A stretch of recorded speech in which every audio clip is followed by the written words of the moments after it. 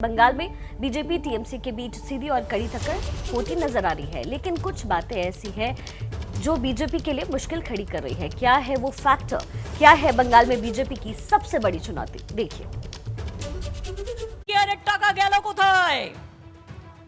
BJP जवाब दो, नोटबंदी टाका गेलो कोथाय? बीजेपी जवाब दो। बंगाल की चुनावी जंग में जहां बीजेपी के सीधे निशाने पर ममता बनर्जी हैं, वहीं ममता के निशाने पर बीजेपी से ज्यादा पीएम मोदी हैं। दरअसल अभी तक बंगाल में बीजेपी पीएम मोदी के चेहरे पर ही चुनाव लड़ रही है। भाई और बहनों, मैं जितना दीदी से आपके सवाल पूछता हूं, उतना वो मुझ पर गुस्सा करती है। अब तो कह रही है कि उनको मेरा चेहरा भी पसंद नहीं है। मुख्यमंत्री पद के लिए ममता के मुकाबले बीजेपी का चेहरा कौन होगा, ये वो सवाल है जो बंगाल के चुनाव में बीजेपी के लिए सबसे बड़ी कमी और एक बड़ी चुनौती बना हुआ है। सौरभ गांगुली को पॉलिटिकल प्लेटफॉर्म में लेने के लिए बहुत कोशिश किया।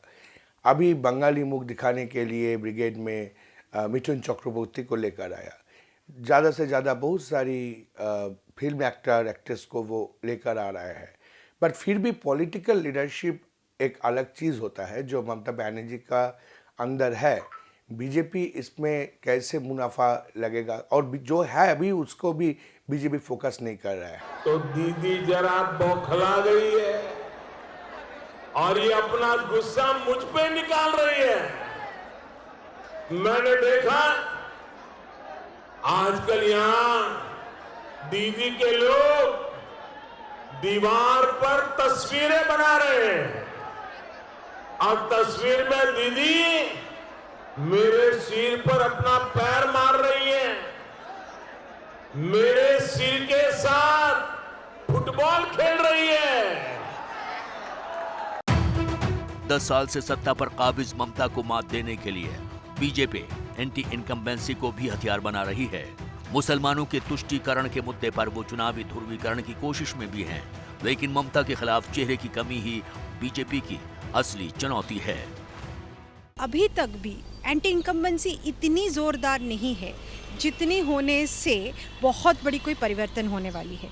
इसकी मतलब ये नहीं कि मैंने कह रही हूँ कि बीजेपी के पास कोई मुद्दा नहीं है एंटी इनकम्बेंसी, करप्शन, ये सारे बातें तो आ ही रहे हैं, लेकिन इसके बावजूद ये जो बेस है टीएमसी का, जो बेस है एज ए रीजनल पार्टी, और ममता जी आप याद रखें is a foot soldier, she is a foot soldier, यानी कि वो चप्पा चप्पा जानती है, वो हर जगह 10 साल घूमी है। सो ये एक बहुत बड़ी जगह पॉलिटिकल मैपिंग उनके दिमाग में है। वो इनकम्बेंसी से मुझे ज़्यादा फायदेमंद है उनके लिए। अब मीटिंग ऐसे बोले बंगाल में कुछ नहीं हुआ, दिल्ली में क्या हुआ, लड्डू हुआ, और आपका सरकार में क्या है, নোটবন্দি है। নোটবন্দি করেছে, ব্যাংকগুলো বিক্রি করে দিচ্ছে, জিজ্ঞেস করুন। বন্দে মাতরম। बंगाल चुनाव में तृणमूल कांग्रेस न सिर्फ नेतृत्व के मामले में आगे है, बल्कि बीजेपी के मुकाबले उसका जनाधार भी बड़ा है। टीएमसी का सर्वश्रेष्ठ विधानसभा चुनाव 2011 था, जब उसे 48.3% वोट मिले थे, जो 2014 लोकसभा चुनाव में घटकर 39.3% हो गए।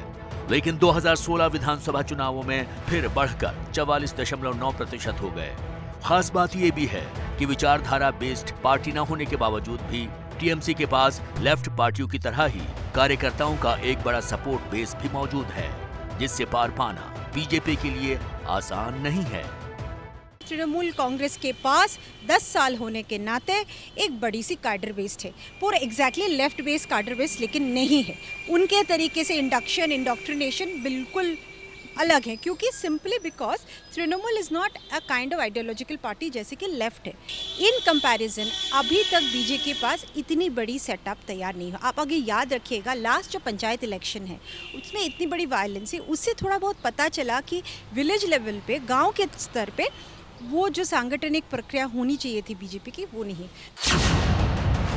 जाहिर है बंगाल चुनाव में जहां चेहरा और काडर तृणमूल की ताकत है, वहीं एंटी कंबेंसी और धार्मिक ध्रुवीकरण से बीजेपी को चुनावी ताकत मिल सकती है। बंगाल चुनाव में चेहरा चलेगा या ध्रुवीकरण होगा, ये तो 2 मई को ही पता चलेगा। বোকা বানায় বিজেপিকে বোকা বানিয়ে দিন দিয়ে খেলায় জিতে নিন। तो शिखा, कुल जमा बात ये कि पश्चिम बंगाल चुनाव ने एक्सपर्ट्स को भी डाल दिया है उलझन में। बंगाल में जाति और धर्म का चुनावी गणित काम करेगा या फिर चुनावी केमिस्ट्री से बीजेपी यहां सत्ता में आ सकती है। बंगाल के चुनावी गणित और केमिस्ट्री पर समझिए इस रिपोर्ट। মোদির মুখ দর্শন করতে চাই না, চাই না, চাই না দুর্যোধন, চাই না, চাই না, চাই না দুঃशासन, চাই না। साल 2011 में परिवर्तन का नारा बुलंद कर ममता बनर्जी ने पश्चिम बंगाल की सत्ता हासिल की थी, लेकिन इस बार ये नारा बीजेपी बुलंद कर रही है। आपने 70 साल तक अनेकों को अवसर दिया है,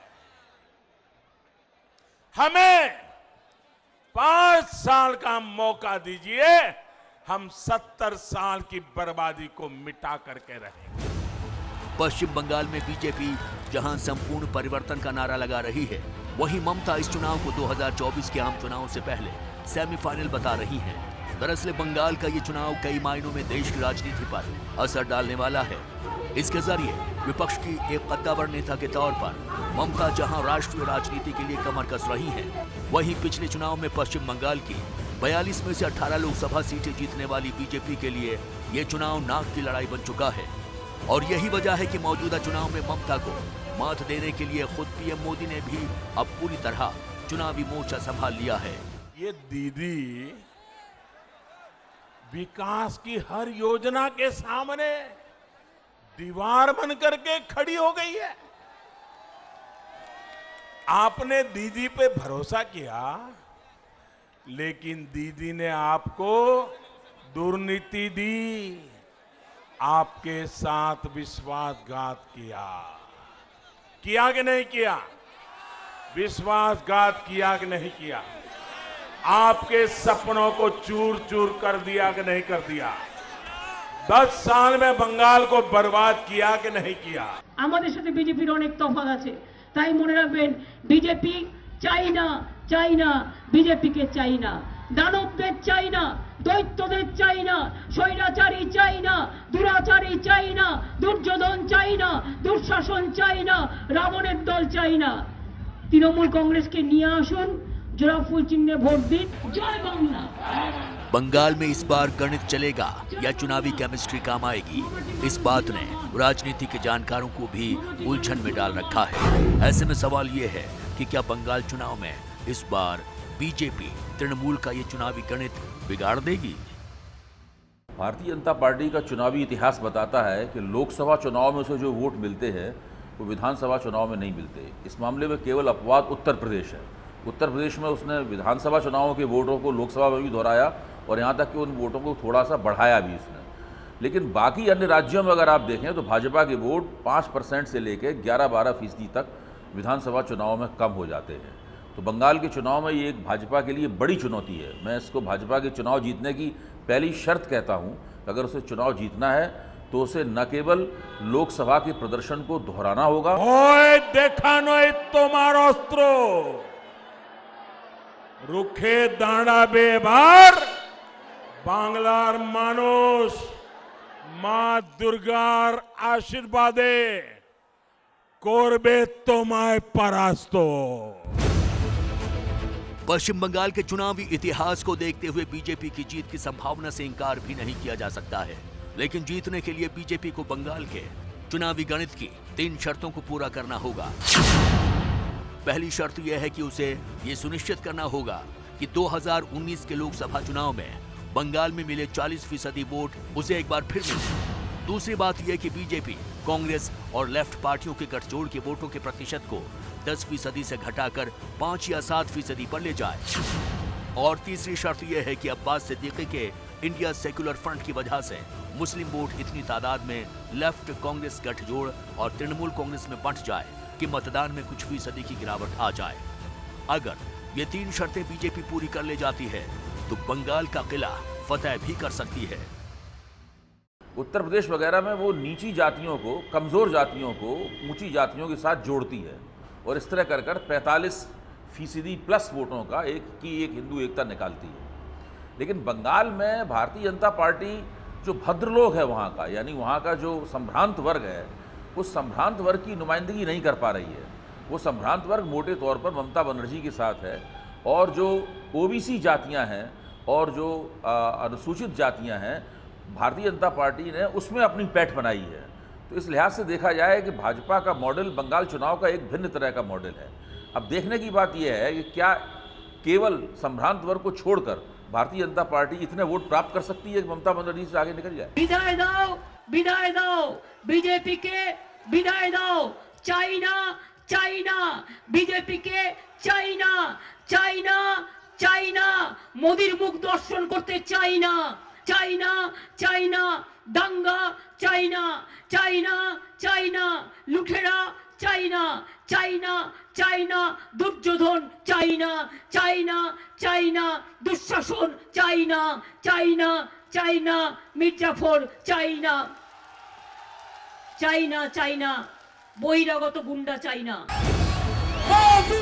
उत्तराखंड के नए मुख्यमंत्री तीरथ सिंह रावत के बयान उन्हें बार बार चर्चा में ला रहे हैं। अभी लड़कियों की फटी जीन्स वाले बयान पर देश भर में चर्चा हुई, तो अब उन्होंने 2 और बयान दे दिए हैं। देखिए।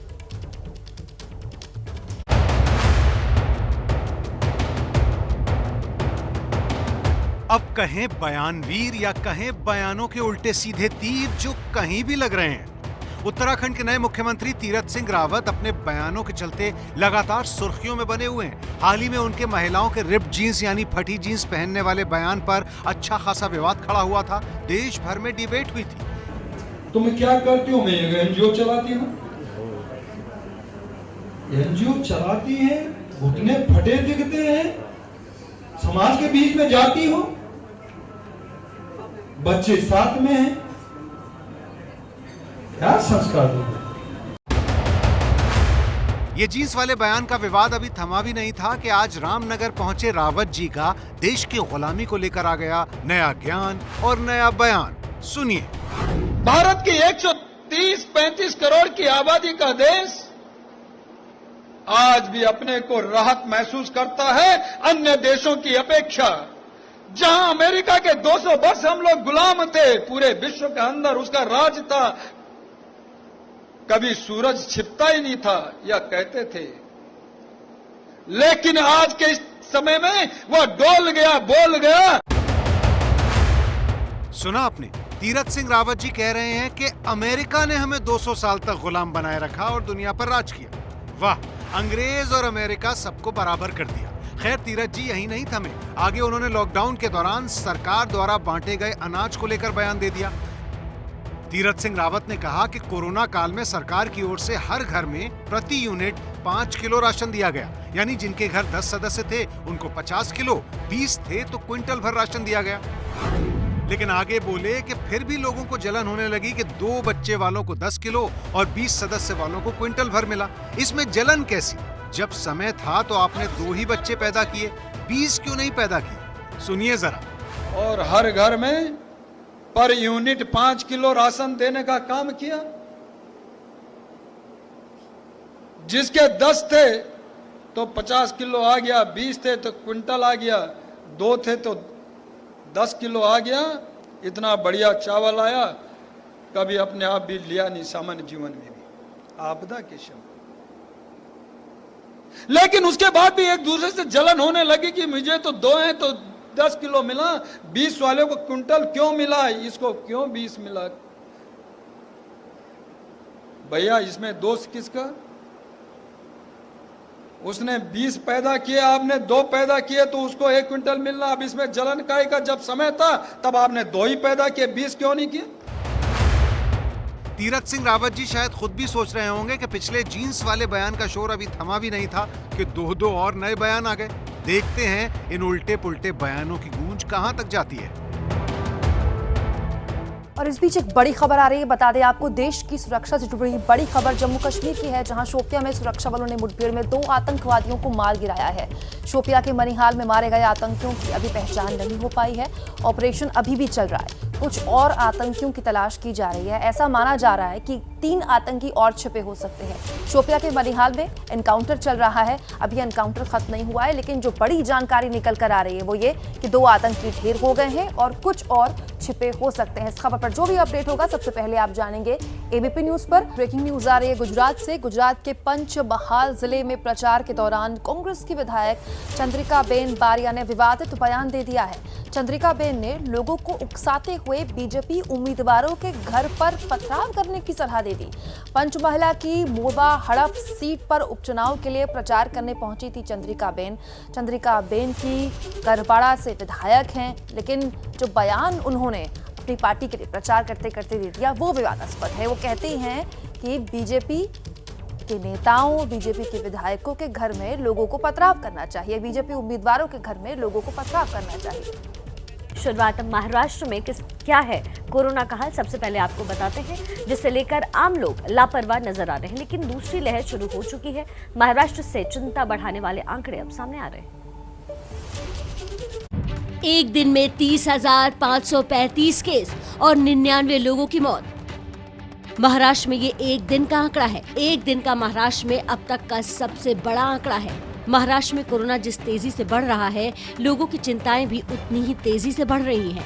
महाराष्ट्र में कोरोना के एक्टिव केस 2,10,000 तक पहुंच चुके हैं।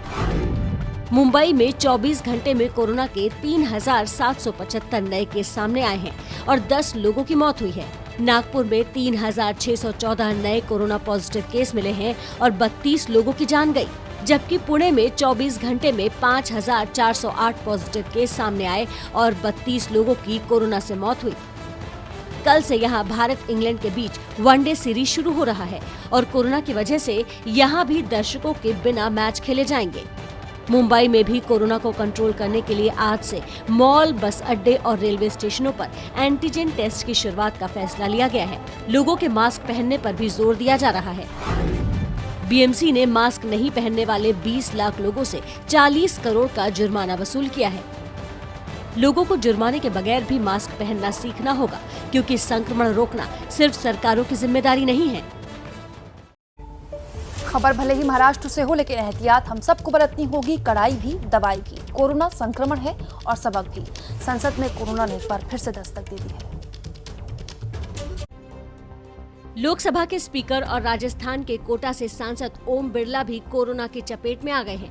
लोकसभा अध्यक्ष ओम बिरला को एम्स के कोरोना केंद्र में भर्ती कराया गया, जहां उनकी हालत स्थिर है।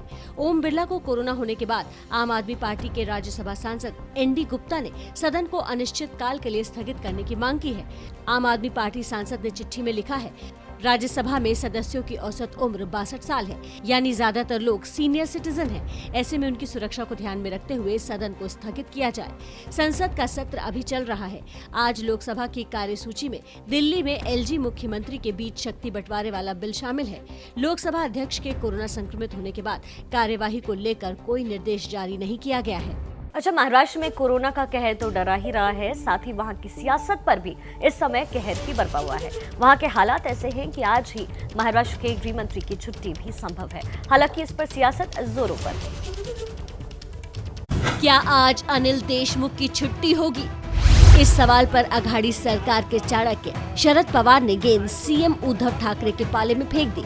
बात ऐसी कि उनका इस्तीफा लेना, ये इस बारे में ये डिसीजन डेफिनेटली मुख्यमंत्री की जिम्मेदारी है, वो लेंगे। संकेतों की सियासत के गुरु द्रोण कहे जाने वाले पवार ने इसके साथ ही ये दांव भी खेल दिया कि गृह मंत्री के हटने पर श्रेय बीजेपी को न मिले। रविवार को दिल्ली में पवार के घर पर महाविकास अघाड़ी नेताओं की बैठक हुई। बैठक से बाहर निकलते ही एनसीपी कोटे के कैबिनेट मंत्री जयंत पाटिल ने ये बयान दिया। अनिल देशमुख की रेजिग्नेशन की कोई आवश्यकता नहीं है। मुंबई के पूर्व कमिश्नर परमवीर सिंह के देशमुख पर लगाए वसूली वाले आरोपों के बाद बीजेपी हमलावर है। भारतीय जनता पार्टी की ओर से हम ये मांग करते हैं कि गृह मंत्री जी का इस्तीफा लेना चाहिए। पवार जैसे पके हुए राजनेता जानते हैं कि गृह मंत्री को हटाने का श्रेय अगर बीजेपी ने लिया तो सूबे में सत्ता डगमगा जाएगी। देशमुख एनसीपी कोटे से मंत्री हैं और पवार ने भी आश्वासन दिया है कि फैसला जो भी हो उद्धव सरकार पर खतरा नहीं है। मगर जहाँ तक सरकार की स्टेबिलिटी है, सरकार के स्टेबिलिटी के ऊपर इसका कोई असर नहीं होगा। सूत्रों के मुताबिक पवार ने कहा कि अगर कोई पुख्ता सबूत मिला तो देशमुख पर कार्रवाई होगी, लेकिन जल्दबाजी में फैसला न ले। सियासी घमासान चुनावी राज्य बंगाल में भी जारी है। बंगाल में बीजेपी ने कल अपना संकल्प पत्र जारी किया। बीजेपी के सोनार बांग्ला और ममता के आमार बांग्ला के वादों में क्या अंतर है, रिपोर्ट से समझिए। बंगाल में कमल खिलाने के लिए एड़ी चोटी का जोर लगा रही बीजेपी ने अपना संकल्प पत्र जारी कर दिया है। एक संकल्प है पार्टी का कि आगे हम कैसे सोनार बांग्ला बनाएंगे, आगे पश्चिम बंगाल की जनता की अपेक्षाओं को हम किस तरह से इसकी पूर्ति करेंगे। बीजेपी और टीएमसी के बीच जुबानी जंग तो लंबे समय से चल रही है, तो ऐसे में ये जानना भी जरूरी है कि बड़े मुद्दों पर दोनों पार्टियां बंगाल के लिए क्या सोचती हैं। ममता बनर्जी ने कहा है कि बंगाल में सीएए लागू नहीं होने देंगे, तो वहीं बीजेपी का दावा है कि पहली कैबिनेट में सीएए लागू करेंगे। टीएमसी का दावा है कि 5 साल में 25 लाख लोगों को रोजगार मिलेगा, तो बीजेपी ने अगले 5 साल में हर परिवार से एक शख्स को नौकरी का वादा किया है। टीएमसी 4% के दर पर छात्रों को 10 लाख का लोन देने का वादा कर रही है, तो बीजेपी ने महिलाओं को केजी से पीजी तक मुफ्त शिक्षा दिलाने का वादा किया है। टीएमसी पश्चिम बंगाल के सभी 23 जिलों में मेडिकल कॉलेज खोलने का वादा कर रही है, तो बीजेपी ने 3 एम्स खोलने की बात कही है। टीएमसी 1000 विधवा पेंशन देगी, तो बीजेपी ने कहा कि पेंशन को 1000 से बढ़ाकर 3000 रुपए करेंगे। कृषक बंधु योजना में किसानों को 6 की जगह 10,000 सालाना देने का वादा टीएमसी कर रही है, जबकि बीजेपी ने पीएम किसान सम्मान निधि के 3 साल का पैसा एक साथ देने का वादा किया है, जिसके तहत किसानों को 18,000 रुपए देने का वादा किया है। बड़े मुद्दों पर दोनों पार्टियों के अधिकतर वादे एक से ही हैं। अब देखना यह है कि बंगाल की जनता किसके वादों को वोट में तब्दील करती है। 2 मई को सबसे तेज नतीजे देखना न भूले, सिर्फ एबीपी न्यूज पर। चलिए अब आपको बंगाल चुनाव की एक दिलचस्प कहानी दिखाते हैं। देखिए कैसे मनरेगा मजदूर मैदान में उतरकर लोकतंत्र को मजबूत कर रही है।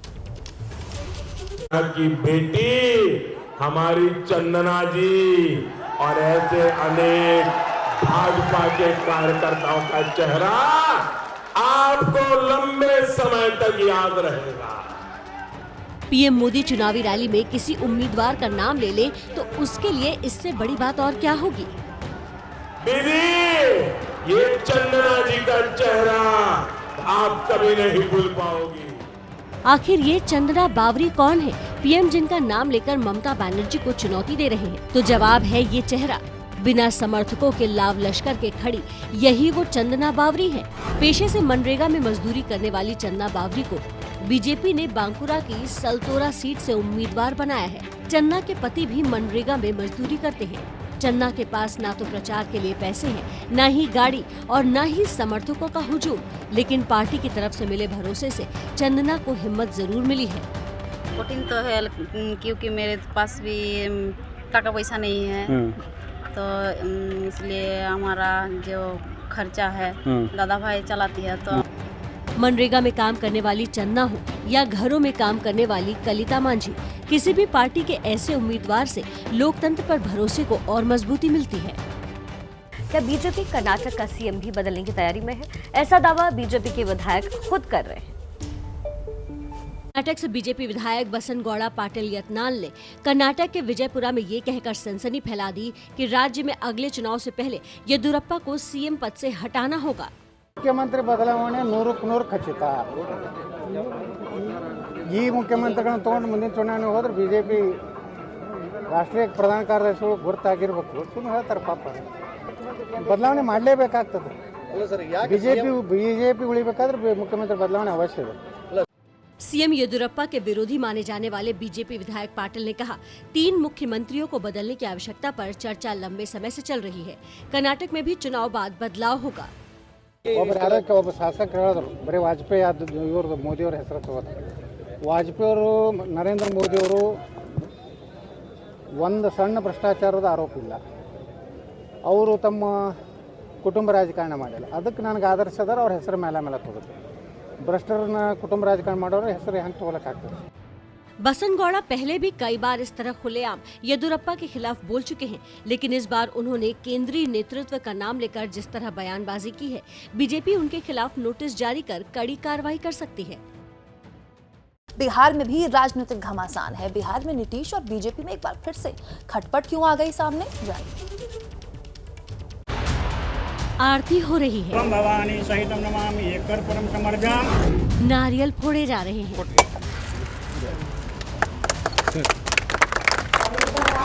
शंख बजाए जा रहे हैं। बिहार के डिप्टी सीएम तारकिशोर प्रसाद और स्वास्थ्य मंत्री मंगल पांडे कटिहार तो पहुंचे थे अस्पताल का शिलान्यास करने, लेकिन सहयोगी जेडीयू के साथ विवाद की एक और नींव तैयार करके चले गए। पूरा मामला क्या है तो जरा मंच की इन तस्वीरों को देखिए। पोस्टर पर सूबे के मुखिया यानी नीतीश का नामो निशान नहीं है। नीतीश का चेहरा ही नहीं, नाम भी गायब है। कटिहार में 100 बेड के नए सदर अस्पताल और 100 बेड के जच्चा बच्चा अस्पताल का शिलान्यास कार्यक्रम था, लेकिन नीतीश का ही चेहरा नहीं होने से विवाद खड़ा हो गया। स्थानीय अखबारों के मुताबिक तो जेडीयू विधायक और स्थानीय नेता नाराज होकर कार्यक्रम से भी चले गए। हालांकि डिप्टी सीएम इसे चूक बता रहे हैं। नहीं, देखिए लगता है कोई चूक हुई होगी, वो ठीक हो जाएगा। मगर हम लोग तो माननीय मुख्यमंत्री जी के नेतृत्व में ही काम करते हैं। आरजेडी ने इस पर तंज कसते हुए ट्वीट किया, बेचारे अनुकंपाई मुख्यमंत्री नीतीश कुमार को बीजेपी ने सरकारी कार्यक्रम और पोस्टर से बाहर कर दिया। देखना मई महीने तक लतिया और धकिया कर सत्ता से भी बाहर करेंगे। इन्हें कुर्सी के लालच में ऐसी ही अपमानजनक विदाई पसंद है। बीजेपी और नीतीश के बीच 4 महीने में ही अब तक कई मतभेद सामने आ चुके हैं। बुलेटिन में सबसे पहले बात शिवसेना के मुखपत्र सामना में छपे लेख की, जिसमें बीजेपी पर सीधा निशाना शिवसेना ने साधा हुआ, ये कहते हुए कि परमवीर सिंह के निलंबन की मांग कल तक महाराष्ट्र का विपक्ष कर रहा था, लेकिन आज परमवीर सिंह विरोधियों के प्रिय बन गए हैं। आगे शिवसेना के मुखपत्र सामने में लिखा गया है, परमवीर सिंह के कंधे पर बंदूक रखकर सरकार पर निशाना साधा जा रहा है। इसके अलावा जो दिलचस्प बात है वो ये है, जो कि सामना में लिखा गया है कि कहीं किसी हिस्से में 4 मुर्गियां और 2 कौवे बिजली के तार से करंट लगने से मर गए, तब भी केंद्र सरकार महाराष्ट्र में सीबीआई या एनआईए को भेज सकती है। इसके साथ साथ सामना में सरकार की प्रतिष्ठा की भी बात की गई है। इसमें लिखा गया है कि गृह विभाग की छवि निश्चित तौर पर मलिन हुई है। कल तक परमवीर पर उठाते थे सवाल, अब विपक्ष ने सिर पर बैठा दिया है, ये कहा गया है। सामना में विपक्ष को सवालों के घेरे में लेते हुए शिवसेना के मुखपत्र सामना में आगे क्या लिखा गया है, महाराष्ट्र की राजनीतिक उबाल पर परमवीर को बीजेपी वाले कंधे पर उठाकर बाराती की तरह मस्त होकर नाच रहे हैं। सामना में आगे लिखा गया है, सरकार को बदनाम करने के लिए परमवीर सिंह का इस्तेमाल बाकायदा विपक्ष कर रहा है। 4 मुर्गियां और 2 कौवे करंट लगने से मर जाएं तो भी सीबीआई और एनआईए आ जाएगी महाराष्ट्र। केंद्र सरकार को निशाने पर लेते हुए अधिकारी की वजह से न सरकार बनती है न सरकार गिरती है। लेकिन जो दिलचस्प बात लिखी गई है मुखपत्र में, आगे जानिए वो क्या है। वो ये कि इस मुखपत्र में माना गया है, इस संपादकीय में माना गया है कि सरकार की छवि धूमिल तो हुई है। इन सब के बीच एटीएस के हवाले से सूत्रों पर हमें एक बड़ी जानकारी मिल रही है। एटीएस ने मनसुख हिरेन केस को सुलझाने का दावा किया है। एबीपी न्यूज के पास ये जानकारी है, मनसुख हिरेन केस को एटीएस ने सुलझाने का दावा किया है। एटीएस आरोपियों तक पहुंच गई है, ऐसी जानकारी भी हमें मिल रही है। मनसुख और उनके भाई विनोद हिरेन की बकायदा एक बातचीत सामने आई है। मनसुख हिरेन केस में एटीएस ने दावा किया है कि लगभग उसने एक केस क्रैक कर लिया है।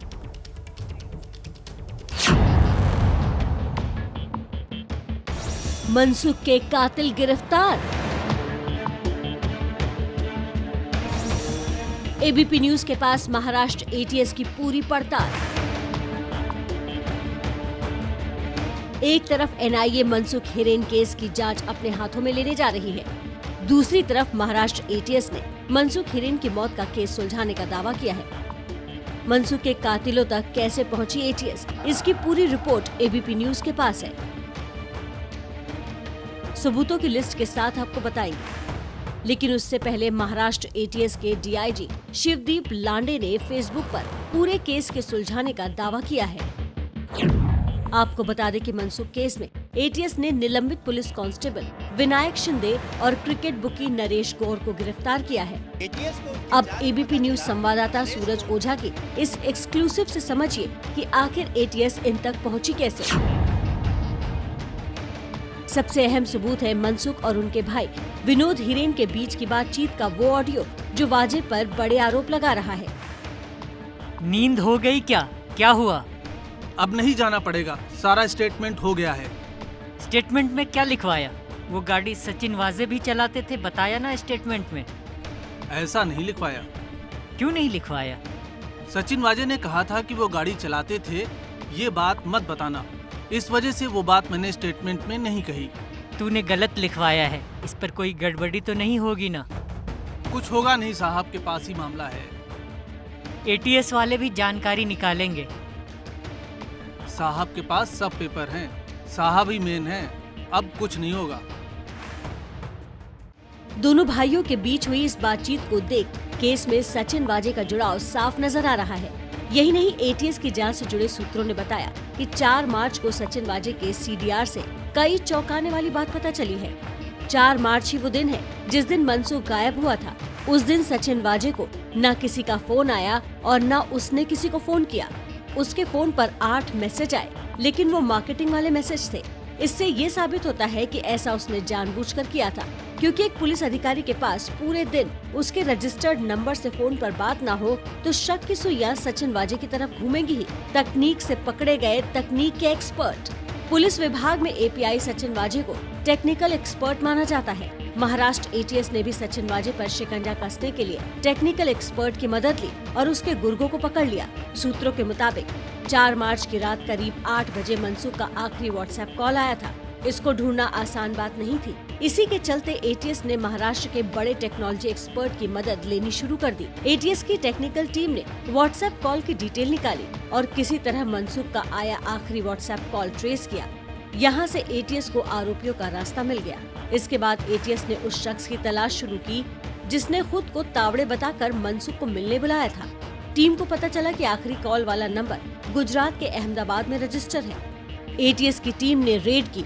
उसी रेड के दौरान एटीएस को एक बुकी नरेश गौर मिला, जिसके पास से 15 सिम कार्ड भी बरामद हुए। दावा है कि गौर ने इसमें से कुछ कार्ड वाजे को और एक सिम कार्ड विनायक शिंदे को दिया था।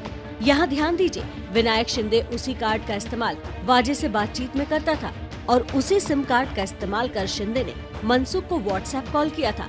मतलब एटीएस की जांच में शिंदे ही तावड़े हैं। एटीएस को जांच में पता चला कि जिस समय मनसुख की हत्या हुई उस समय शिंदे वहां पर मौजूद था। एटीएस को शुरुआती जांच में पता चला कि मनसुख को मारने की साजिश में 11 या उससे ज्यादा लोग शामिल थे, जिनमें से कुछ पुलिस अधिकारी भी थे। मुंबई में इस केस ने राजनीतिक से लेकर प्रशासनिक महकमे तक हड़कंप मचाया हुआ है। मुंबई पुलिस कमिश्नर बदले जा चुके हैं।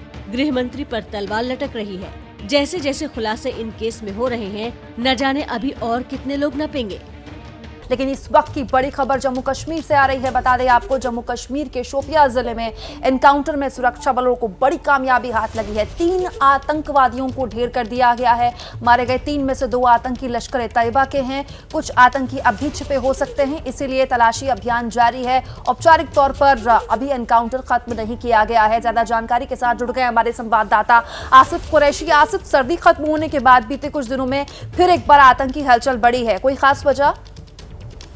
बिल्कुल, देखिए, जैसे ही जो मई का महीना शुरू होने वाला है, अप्रैल और मई का महीना, क्योंकि इसी के साथ ही तैयारी शुरू हो जाती है अमरनाथ यात्रा के लिए, इसीलिए दक्षिण कश्मीर में जो सुरक्षा बलों के ऑपरेशन है उनमें भी तेजी आई है। कुछ ही दिनों पहले तकरीबन जम्मू कश्मीर में 20 में से 12 जिलों के डिस्ट्रिक्ट एसपीज बदले गए और कश्मीर घाटी में जो भी एसपीज नए तैनात किए गए हैं वो सभी ऐसे हैं जिनकी ऑपरेशनल कैपेबिलिटी है, यानी वो एसपी ऑपरेशंस ही दे रहे हैं। इसलिए माना यही जा रहा है कि नए एसपीज की तैनाती के बाद खासतौर पर दक्षिण कश्मीर में जो है ऑपरेशंस और तेज होंगे और उसी का नतीजा आज ये है कि शोपियां के इमाम साहब इलाके के गांव में जो ये मुठभेड़ हुई है, इसको ऑपरेशन को रात तकरीबन 12 बजे शुरू किया गया और रात होते होते ही, यानी सुबह शुरू होते ही ऑपरेशन खत्म हो गया और तीनों मिलिटेंट्स को सुरक्षा बलों ने मार गिराया। और ये एक बदली हुई रणनीति का ही हिस्सा है कि रात में ऑपरेशन करके सुबह होने से पहले ऑपरेशन को खत्म किया जाए। आसिफ, बहुत शुक्रिया आपका तमाम जानकारी के लिए। जो भी अपडेट होगा सबसे पहले आपके जरिए हम जानेंगे एबीपी न्यूज पर। जी देखिए, एक तरफ आतंकी हमारे जवानों के खिलाफ साजिश रच रहे हैं